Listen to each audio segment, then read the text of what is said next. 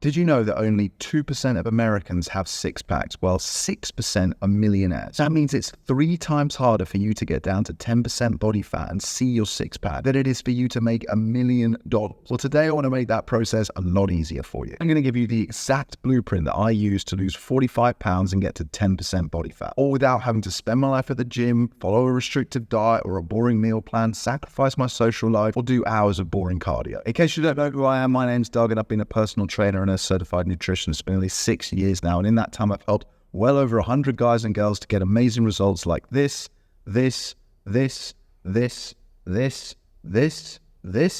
and this. Okay, without further ado, let's get straight into it. Step number 1 is that you need to know your numbers, and in particular, you need to know what we call your maintenance calorie number, and then we need to know your calorie deficit number. Your maintenance calorie number is the number of calories that you consume if you just wanted to stay the same, if you wanted to maintain your current weight and body fat percentage. And then your calorie deficit number, or your daily recommended calorie intake, would be the number of calories that you'd want to consume to start losing weight and body fat. Depending on how quickly you want to lose fat and how aggressively you want to attack this, you can dial your deficit up or down. If you want to consistently lose 1 pound of fat per week, then you need to be in a 3,500 calorie deficit each week. Whereas if you want to lose 2 pounds of fat each week, then you need to be in a 7,000 calorie deficit. A lot of people like to average that out. So if they wanted to lose 1 pound of fat a week, they'd aim for a 500 calorie deficit each day. Similarly, if they wanted to lose 2 pounds of fat a week, they'd aim for a 1,000 calorie deficit a day. And in theory, the maths makes sense. A 500 calorie deficit each day multiplied by 7, because there's 7 days in a week, adds up to 3,500 calories. And that's how many calories are in 1 pound of fat. But in practical application, in real life, it's not always that straightforward. And that's because no 2 days are the same. Your Monday is going to be very different to your Wednesday, and your Wednesday is going to be very different to your Saturday. Not only that, unexpected things come up. We're humans, we're not robots. Your boss might give you a pile of work, so you have to work late and you're going to be more stressed. You might have a fight with your partner. Your kid might get sick. You might get sick. You might even accidentally get hungover. Plan as we might,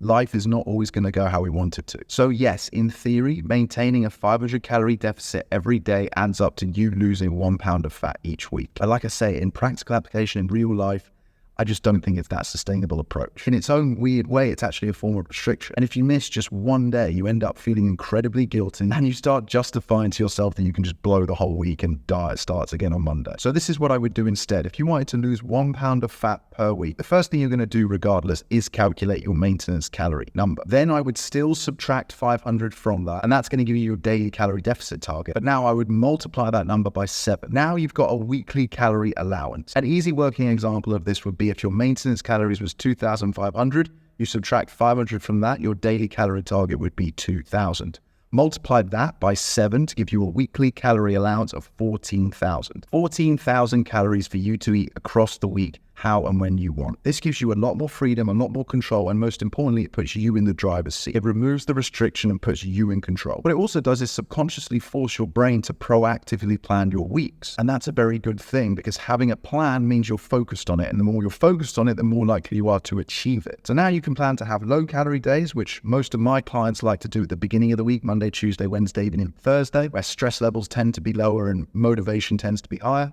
And higher calorie days at the back end of the week, where stress is likely to be higher because you're probably going to be a bit more tired. And when there's more likely to be social occasions, you want to go out with friends, with family, with partners, with colleagues for food and drinks. And by the way, if you want to calculate your maintenance calorie number and your daily calorie target, you can click the first link in the description that's underneath this video and use my completely free calorie calculator. I'll send you your personalized result and a full explanation of all the numbers so that you can get started with the peace of mind that you're doing the right thing. So that's the very first thing you need to do. You need to calculate your maintenance calories and then put yourself into a calorie deficit so that you can start to lose weight and body fat. And as I said, and this is very important, you can dial your deficit up or down depending on how fast you want to lose body fat and get down to 10%. The more stressful that your lifestyle is, the smaller the deficit I would recommend. Learn to be patient and play the long game. For example, if you're a 40-year-old mum and dad with 2 kids and a stressful career, I would aim to lose 1 pound of fat per week, creating that 3,500 calorie deficit each week. Whereas if you're a 21, 22-year-old guy and you've got no real responsibilities, no family, then you can probably dial it right up and aim to lose 2 pounds of fat a week. It really is dependent and indicative on your lifestyle and how stressful it is. Because ultimately, it's far more important to be going in the right direction and to be on the right trajectory than to worry about the speed that you're traveling at. What it really comes down to ultimately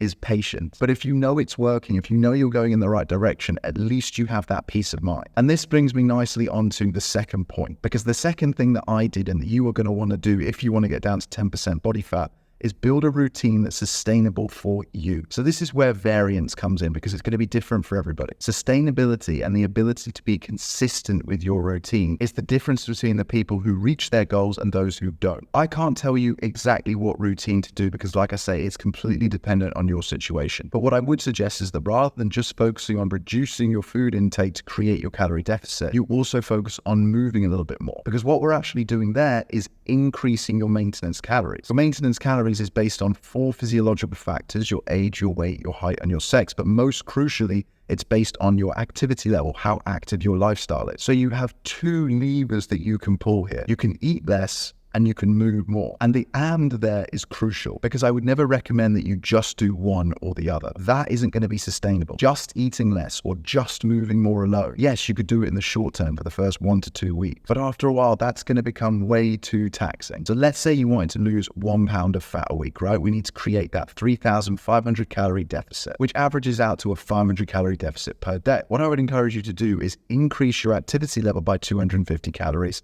and reduce your food intake by 250 calories. So rather than just eating 500 calories less or trying to burn an additional 500 calories, you're attacking this from both sides. Crucially, that makes the whole thing a lot easier. And if it's easier, it's going to be more sustainable. And if it's more sustainable, you're far more likely to achieve success with this, because eating 250 calories less is literally removing 1 snack per day. Or even easier than that, just making healthier, smarter, more mindful and conscious food decisions. And moving 250 calories more, that's a doddle. You could do that just through walking alone. Every 10,000 steps that you walk is going to burn anything from 300 to 500 calories, depending on how fast you're walking and, more importantly, how much you weigh. Even if you're on the low end of that spectrum and you burn 300 calories by walking 10,000 steps, you've already hit your movement quota. And 10,000 steps is going to take you an hour to an hour and a half a day, whether that's consciously going for a walk as well as your commute or just pottering around the house. So that number, 10,000 steps, it sounds quite daunting to a lot of people. But again, if you actively put focus into this, you're far more likely to go out and do it. And now I've given you some pretty good motivation to do it. Hopefully you'll apply it. But coming back to my original point here, the people who win this are the ones who build a sustainable routine that works for them. And in my experience of doing this myself, particularly when it comes to maintaining that 10% body fat, and having worked with about 100 clients over the last 6 years, I can tell you with a lot of confidence that the people who get the result they want are the ones who take this approach. They zoom out and look at their calories in the context of their week rather than day to day, and then they eat a little bit less and move a little bit more. So far we've got knowing your numbers, creating a deficit, and building a sustainable routine. Number 4 on the list is eating a high protein diet. The bare minimum that I would encourage you to aim for is 100 grams of protein per day. And that's whether you're a man, whether you're a woman, whether you're young, whether you're old. But the real target is to eat 1.6 grams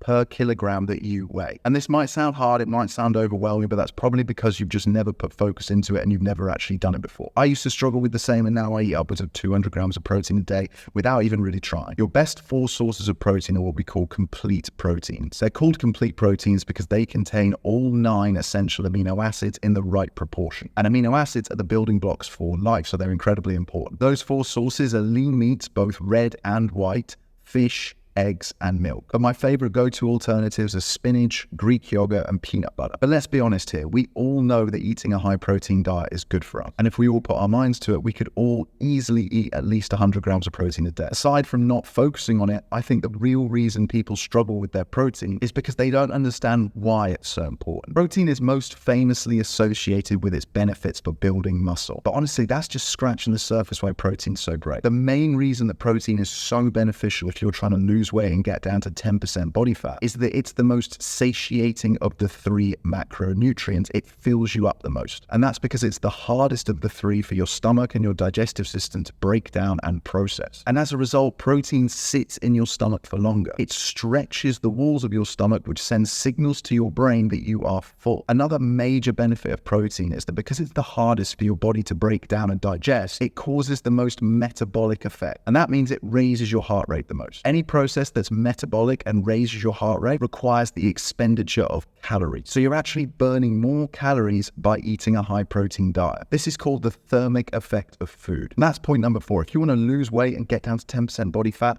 eat a high protein diet. Staying on the topic of nutrition, one of the most important but underrated parts of your diet is your water intake. How hydrated you are is going to have a direct effect on how much fat you can lose for two main reasons. Firstly, because like protein, water fills your stomach, and when it fills your stomach, it stretches your stomach walls, which then signals to your brain that you are full. Whereas if you're dehydrated, it actually slows down your metabolism and your brain confuses thirst for hunger. And the second reason is that if you are dehydrated, your brain is very sensitive to that. And what that means is it starts to shut down non-essential processes in your body. And this manifests as a lethargy. So if you're dehydrated, you're going to feel lethargic. And if you're lethargic, you're going to feel lazy. And if you're lazy, you're going to have less energy, but more importantly, you're going to have less drive to get up and to do things. And the less things you do, the less calories you burn. And the less calories you burn, the less fat you lose. A little bit like protein, everyone knows that drinking more water is good for us. But I think people struggle with it because they don't understand why. They don't understand the true benefit. So hopefully now that you do understand the true benefit, you'll aim to get 3 liters of water in every single day. And of course, space your water out. Don't be one of those people who goes, oh, well, I'll just drink 3 liters in the morning then. That's not helping anybody. Space your water out throughout the day so that you stay hydrated. Speaking of which, I'm gasping, mate. I just realized I got overexcited and covered step number 6 earlier, but it's to walk a lot. If you're serious about losing weight and getting down to 10% body fat, you're going to want to aim for at least 10,000 steps per day. But if you're really serious about this, then I'd be aiming for 15,000 steps a day. And that's going to burn anything from 500 to 750 calories, again, depending on how fast you're walking and how much you weigh. And then to complement your walking and to burn even more calories, but crucially to work on your body composition, because you don't just want to lose a ton of weight and end up with no muscle being called skinny fat. You want to get in the gym and you want to be doing some form of resistance training at least 2 or 3 times a week. And again, the key here is to build a workout routine that enables you to be as consistent as possible with it. In my experience, the best approach is to aim for 2 to 3 sessions a week and make them 45-minute full body workouts. That means you're going to be spending less than 3 hours a week in the gym, which, by the way, is about 2% of your week, but you can still burn a ton of calories as long as you prioritize compound movements, your squats, your deadlifts, your lunges, your push-ups, your pull-ups, your dips, your chest press, your lat pull-downs, your cable rows. There's others, but you get the picture. Compound movements are the multi-joint, multi-muscle exercises that use the biggest muscles in our body. That's super important because the bigger the muscle, the bigger the calorie burn. And that's because the bigger the muscle, the more oxygen that's required for that muscle to contract. The more oxygen that's required, the harder your lungs have to work to bring the oxygen in, and the harder your heart has to work to pump the oxygen in the blood to the muscle to contract. So if you could spend 45 minutes, 2 to 3 times a week doing full body workouts that are built around compound movements, you're going to burn an extra 300 to 500 calories per session. And like I said, the most important thing here is for you to be consistent. And in my experience, this approach will enable you to do that. Okay, step number 1, 2, 3, 4, 5, 6, 7, 8 is our sleep. We're not reinventing the wheel here, guys, but what we are doing is focusing on doing the basics very well and very consistently. And your sleep is such an important part for you to be able to do this. The better you sleep, the more drive you have. The more drive you have, the easier all of this is going to become. Again, everyone has heard sleep 7 to 9 hours a night, but what people don't focus on is their sleep quality. I think honestly, a lot of this comes down to our childhood when we were told to go to bed, and now we're adults, we rebel against that and stay up way later than we need to or even want to. And of course, we're more distracted than ever. There's always another TikTok to watch. There's always another Netflix episode to watch. And so what people are doing is skirting around the edges. They're in bed for 7 hours, but they're actually only asleep for 5 or 6. If you've ever had a sleep tracker like a Whoop or an Oura Ring, you'll know that your sleep is broken up. You might remember waking up once or twice in the night, but the reality is you're waking up way more than that. And imagine you stopped your stopwatch every time you woke up, even if it was to 30 seconds. If you woke up 20 to 30 times in a night, even though you've been in bed for 7 hours, you're probably only sleeping 5.5. And 5.5 hours sleep is not enough, or it's not enough if you're serious about losing weight and getting down to 10% body fat, because all of this stuff is going to feel so much harder, and there's only so far that motivation and willpower will take you. You need drive, and drive comes from getting good sleep consistently. So yes, 7 to 9 hours is right when it comes to sleep quantity, but what I really want you to focus on is your sleep quality. The obvious things to do here are sleep in a cold, dark room and wear earplugs. That's going to block out any light and any noise, reducing the amount of disruption that you get in the night. The other thing I would do is adopt what's known as the 3-2-1 rule. It's very straightforward. It basically says that you stop eating 3 hours before you go to bed, you stop drinking water or anything for that matter 2 hours before you go to bed, and you try to come off your devices, your laptops, your phones, your TVs, an hour before bed. You want to stop eating 3 hours before bed, and I actually touched on this earlier because digestion is a metabolic process. It raises your heart rate. And if your heart rate is going up, it obviously can't come down, and your heart rate needs to come down to a resting rate for you to be able to sleep well. And again, common sense here, if you're drinking water too close to bed, you're far more likely to wake up in the night to go to the bathroom, particularly as you get into your 30s and 40s. And all these devices, phones, laptops, they all emit blue light. And blue light prevents the production of our sleep hormone, which is called melatonin. Now, again, I appreciate people's lifestyle and routine might limit this slightly, but even if you can do it 3 or 4 nights a week, you're going to feel so much better for it. The last thing to say on sleep is about regularity. You want to be trying to go to bed and wake up at the same time each day. The scientific research is showing that this is incredibly valuable. Point number 9 is all around the quality of the food that you eat. I used to be a big believer in the 80-20 rule when it came to your nutrition, eating 80% of your food for function and 20% for fun. But being completely honest, I've shifted my views here. If you are serious about losing weight, about getting down to 10% body fat, and you want to make this as easy and effortless for you as possible, then the best thing that you can do is eliminate all junk food and as much processed food as possible for at least 4 to 6 weeks. Junk food and processed food is what we call hyper-palatable food. It's essentially engineered because it's not actually produced. It's not real food. It's manufactured to be addictive. It constantly makes you want more of it. Not only that, it doesn't fill you up. So you actually end up over-consuming in your calories when you eat the real food. And last but certainly not least, junk food and processed food destroys your gut health. It's going to increase the amount of bloating, inflammation, and constipation that you get. And it's going to reduce the percentage of the nutrients that you absorb during digestion through your intestines. The other thing I would seriously consider limiting, if not cutting out, even if it's just for the short term, is alcohol. Aside from the obvious hangovers that you get from alcohol and the calories in alcohol, which by the way are quite a lot, alcohol destroys your sleep quality. Again, if you've ever worn a Whoop or an Aura, you will have seen this. People report their recovery being as low as 1% if they've had more than 4 drinks in a night out. Essentially, they haven't slept. And I should have said this earlier, but the main reason that your sleep is so important is because it's when your endocrine system is brought back into balance. All of your hormones are reset back to the levels that they should be for optimal performance. And this is important because you have hunger hormones called leptin and ghrelin, you have a stress hormone called cortisol, and of course you have your sex hormones, testosterone and estrogen. And unfortunately, we are somewhat slaves to our hormones. There's even a guy, and I don't know why he did this because it sounds awful, who wanted to see how much he could negatively affect his testosterone levels in one day. So he had like the perfect day. He slept well, he got up early, he went to the gym, trained hard, he ate well, and then he had another great night's sleep. And the next day he measured his testosterone levels and he was at the high end of normal. And then as soon as he'd done that test and got that reading, he did the exact opposite. Now, I don't know exactly what he did, but I can imagine. I'm imagining he drew the curtains and watched horror movies for 12 hours whilst eating nothing but junk food. And then what I do know he did is he stayed up all night. He then measured his testosterone again and it had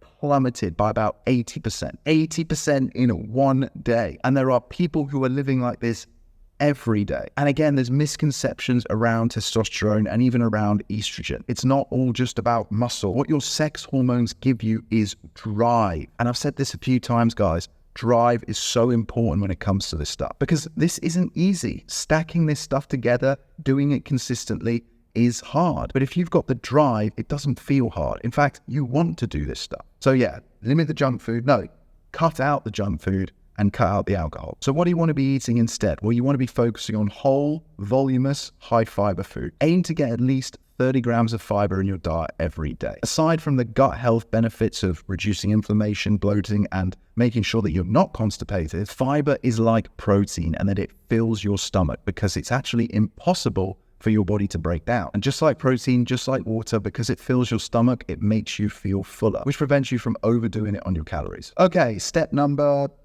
I've lost track. Let's say 10 is to track your progress and have someone or something, some kind of system to hold you accountable. Of all the things that we've gone through, your calories, your protein, your fiber, your water, your sleep, your steps, your workout, the more of these things that you track consistently, the more of those boxes that you can check every day or every week, the more likely you are to achieve your results. What it also does is remove the focus from the scales. There's a lot of people who try to do this, try to get down to 10% body fat, focus purely on what the scales are saying. They become overly obsessive because they're focusing on it. And if they don't see continuous day-by-day improvement, they get incredibly frustrated, but worse still, they get tempted to deviate, to try something new. And then you just become a yo-yo dieter. And then the accountability can come in a few ways. You can hold yourself accountable by building some kind of tracker where you can measure all of this stuff. Or you can do this with a friend, or at the very least, tell your friends that you're doing it. Or of course, you've got the option of hiring a coach like myself. And last, but certainly not least, guys,